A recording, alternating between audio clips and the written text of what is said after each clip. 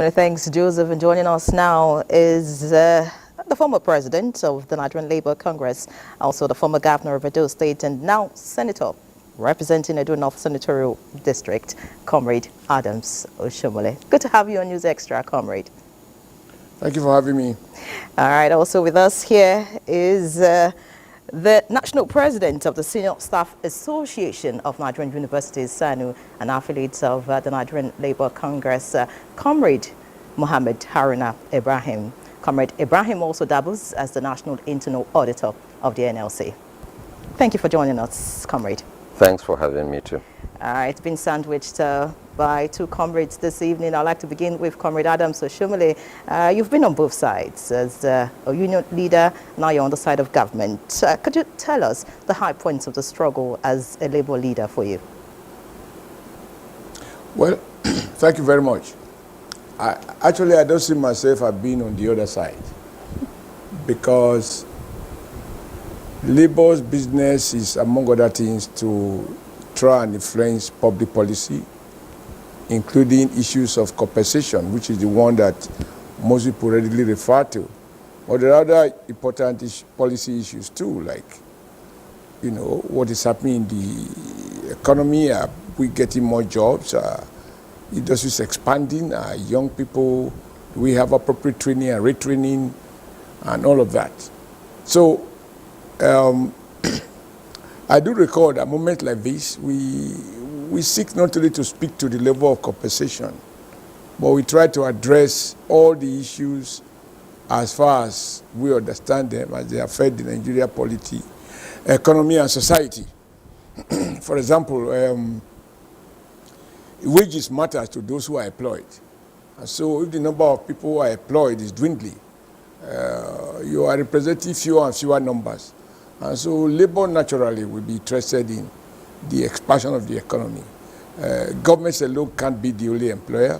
In fact, in a good environment, government is never the best employer of Labour in terms of compensation. They may have better job security, but if you have a robust private sector where you have manufacturing sector, for example, that are Labour intensive. I emphasize Labour intensive because you can turn out billions of dollars in turnover, yet you have a small office of 3 meters by 4 meters.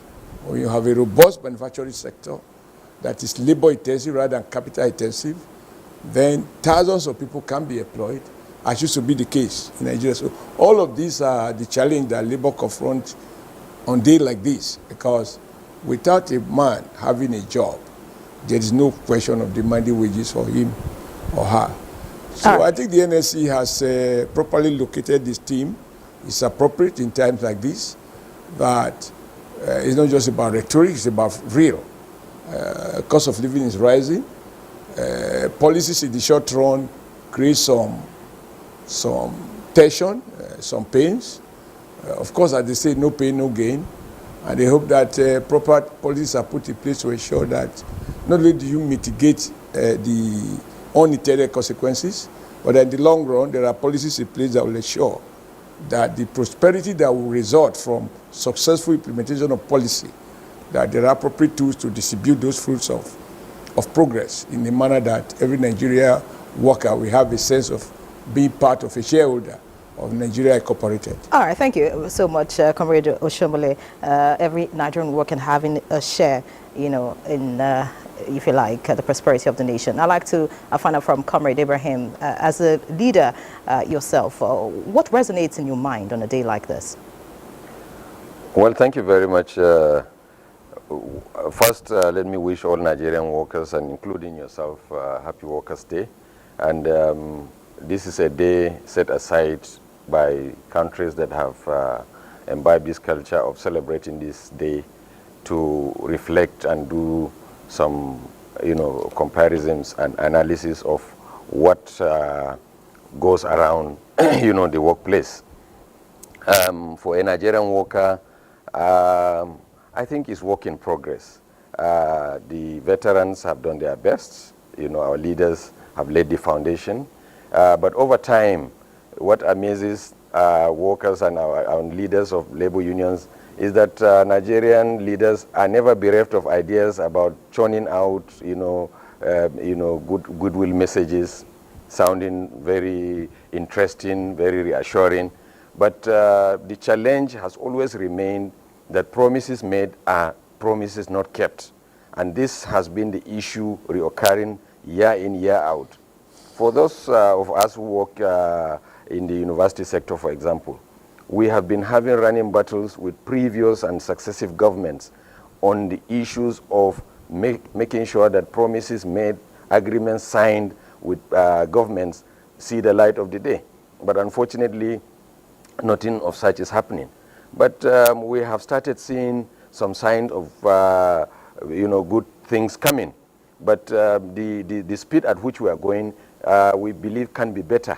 And for us, we will continue to encourage our leaders to ensure that making lives better for Nigerian workers is the only panacea to the evils that, or the cancer that is eating deep into the workplaces. If you make the life of workers, better, services will be offered, seamless. And of course, the nation will be better for it, Comrade Ibrahim. Yes. Comrade Oshiomhole, I'd like you to respond to, the face of Comrade Ibrahim is talking about. Why is Labour and government always in the battlefield? Is it that the face-off is part of the whole process? It's part of the Labour movement. Can there be a better way, between, certain issues when it comes to government and Labour? Well, if you allow me with respect, I will amend your question to why is there always tension between employers and employee? Because in this case, government has dual role. First is the government of the country. It has responsibility for formulating and ensuring implementation of macroeconomic policies, industrial policies, trade policies, social policies, etc., etc. On the other hand, it's also an employer. It employs people that run the bureaucracy. If you're talking about due process and all of the things we celebrate in terms of ensuring that the system works, you're talking about bureaucracy, which is manned by civil servants. So when what to refer to our attention could arise from either government, role as an employer of labor in terms of what is appropriate compensation, or labor engages government in terms of policy choices. For example, when trade unions question the timing of increase in tariff. Now, that government is responding to government policy. Now, when it talks about low wage, it's talking to government in terms as an employer of labor. I think there's a point that my comrade from the Sanu said about the gap between policies or agreement not being implemented. And I think my takeaway from today's midday is that it will appear to me, and I'm convinced that the federal government under President Bola Ahmed Tinubu is determined to break away from that. A situation where you do the agreement first before you do the numbers, before you run the numbers. For me, it was profound that government recognizing that something needs to be done about the national minimum wage. Say, look, it will take us time to fix it. We need to run the numbers so that whatever is agreed to is implemented by all, not just government, not just federal government, but state, local government, as well as the private sector employers.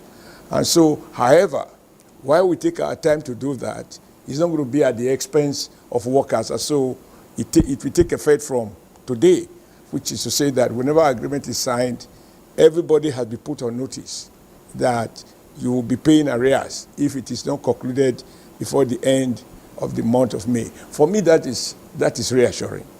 And so I expect that in between government and labor and private sector employers, we look at the numbers, run all the issues, look at the reality of cost of living, and all the other settlement that each of the social partners will bring to the table, and prayerfully agree on something that everyone can live with. And once they have agreed, then it becomes a dispute of right, no longer a dispute of interest, if any employer in Nigeria fails to implement. And in the case of minimum wage, I believe it's something of which you can go to court and get the court to enforce it because it's a law. It is not a convention. The second is that I think the government in recognition of the fact that, okay, pain is here, there's no running away from it. Good as the tensions are, the policies are, in the short run, they do have unintended consequences of pain. So government has offered between 25 and 30% wage increase in the interim, while negotiations is going on what we constitute an acceptable minimum wage. But let us understand that it's not just about the minimum wage, which is for a worker on level 1, step 1 in the public service, for example. Usually somebody who is probably primary 6 school leaver. Okay. But when you talk of aggregate wage, you have to then adjust consequentially. You know, when you jack up the bottom, a player should be ready to also adjust wages of even the so-called high-paid, permanent secretary, directors, assistant directors, everybody that live on wages in Nigeria today is in trouble. So we do need to make realistic adjustment, restore the purchasing power so that you move away from vicious cycles to a virtuous cycle. Thank you so much, Comrade. I'd like to find out from Comrade Ibrahim, what are your expectations for the Nigerian worker and the Labour-government relations going forward? Well, relationships are the bedrock for any living humans. Without good relationship, there won't be progress. And what is important for government to understand, especially as we see, the president of the country has come out with very novel and good ideas. But the managers and those who are at the implementation stage are the ones that need to be checked. Because we have seen cases where policies are made, pronouncements are also made, implementations, become a problem. So for the worker, and what he wants is not rhetorics. What he wants is not long grammar, but action at the end of the day. Now, the delay in the implementation or approval of the new minimum wage, for example, is avoidable because it's embarrassingly slow, the discussions. In the last 3 weeks, for example, the committee never sat. And this is something that is avoidable because what we expected that since this law has a lifeline and that, as stated by our senior comrade here, that the previous law that was enacted in 2019, elapsed on the 18th of April. So expectedly, a day, on the 20th, we would have expected that, this thing takes place. But as it is, yes, government has said that whenever it is approved, it will take effect from the 1st of May. But we also are good students of history. The more this thing delays, the issues of even the arrears becomes a problem. Because as of today, there are people who have not been paid the consequential adjustment of the 2019, approval. And this is disturbing.